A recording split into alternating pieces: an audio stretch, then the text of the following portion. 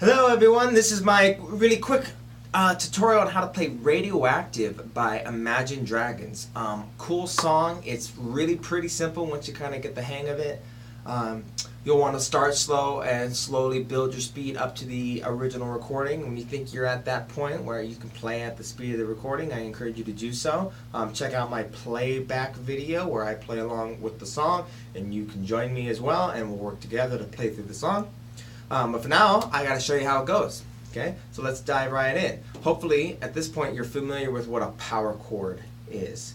Okay, if you aren't familiar with what power chords are, go check out the other video on power chords. Okay, everyone has sort of a different sort of way of doing it, but I like the sort of three finger method. Right, these three fingers together. Okay, all right. So we're gonna begin on the 7th fret. And this is of the E string, so this would be a root 6 power chord if you wanted to get technical. Okay, we're just going to call it B. It's a little easier to remember that way. Okay, so we're count up from the left, 7 frets, 1, 2, 3, 4, 5, 6, 7. This is the 7th fret here. Okay, and put our first finger here on B. This note, by the way, is B, which is why this is a B power chord. Okay, so like I said, hopefully you understand power chords. Okay. Because we're going to move on, assuming you already know how to make the power chord shape. This is just a quick tutorial on how to put the power chords together in an order that will give you a really cool, awesome guitar part that you can use to play Radioactive. Okay, so once again, we begin here on B, 7th fret of the E string. And this is a great song for learning power chords and practicing power chords because we don't have to change strings, only frets. Okay, so everything here, all of the fret numbers, are going to refer to where our first finger goes on the E string. Okay, at least for this video. Okay, so we have B here on 7. Okay, then we're going to slide up 3 frets. Okay, same string, no string change, only sliding up frets. Okay, so now we're on 10. We have 10, 12, 12 here with our other fingers. Okay, so this is a D power chord. Then we slide, it's kind of a far slide. Let's say we got 1, 2, 3, 4, 5 frets down to the 5th fret. Does that make sense? We go from 10 to 5. We've moved 5 frets. And this is an A power chord. Okay? And then we get to an open E power chord, which looks a little different. Right? It's this. It is still a power chord. It's just instead of using these fingers, since you don't need to hold that string there because it's already open, we could just use these fingers. It's a little more comfortable. But it gives you the same basic chord shape, and it is a power chord. Okay, and this one is E because we're building it off of the low E. Right, so the fret number here would be 0. Okay, so once again, 7, 10, 5, 0.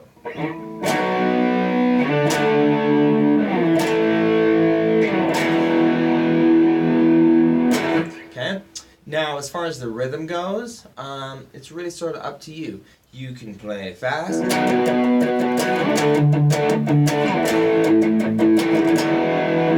You can play slow. Slow works especially good in this song. Just meaning whole notes.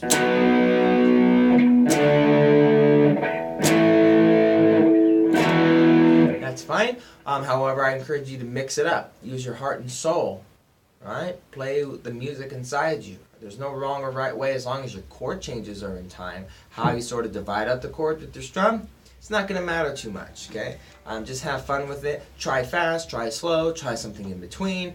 And if you're just dying to get a specific suggestion on what to do with the right hand as far as strumming goes, I suggest, and it's just a suggestion, that you just do 2 on each chord and then move on, and making sure that those 2 are consistent with each other. Okay? Now it sounds something like this: 1, 2, 1, 2, 1, 2, 1, 2. Okay? That'd be a great way to start off your practice, and as you get a little more comfortable with it, feel free to add in more. Do 4, do 8 even, or even just 1. Right? It kind of just depends. You'll see when it comes time to play along with the record that there isn't really a very prominent, obvious guitar part to this, so we're kind of just making it up for our own sort of fun. Okay? So have fun with it. That's the most important thing. Now you could, if you wanted to change strings, you could. You can find these notes other places on different frets on different strings. For example, you could play using the box model, B here, and then change strings and slide down 2 frets. And that'll give you D. It's the same as this one here on 10. Okay, but instead it's the 5th fret of the A string. Okay, and then you jump down to A, which is the same as it was before. And instead of going to the low E, you could go up a string and up 2 frets. And that also gives you an E. It's an octave higher than E. It's essentially the same as if you played 12th fret of the E string. Okay, but it's the 7th fret of the A string instead. So you could play it like that too. D to A to E. Okay, and you might like that better. It is technically less hand movement. However, this is kind of a very simple song just for getting the hang of switching around the power chord shape in time. I find that with most students, changing the strings with the power chord is a little harder than changing frets. So even if you're sliding around these big gaps between frets, tends to be a tad easier than smaller jumps left to right, but you have to change strings at the same time. That can be kind of tricky, okay? But I encourage you to learn both ways. Come back and visit this video again and see if you can learn the box model sort of shape, if you can.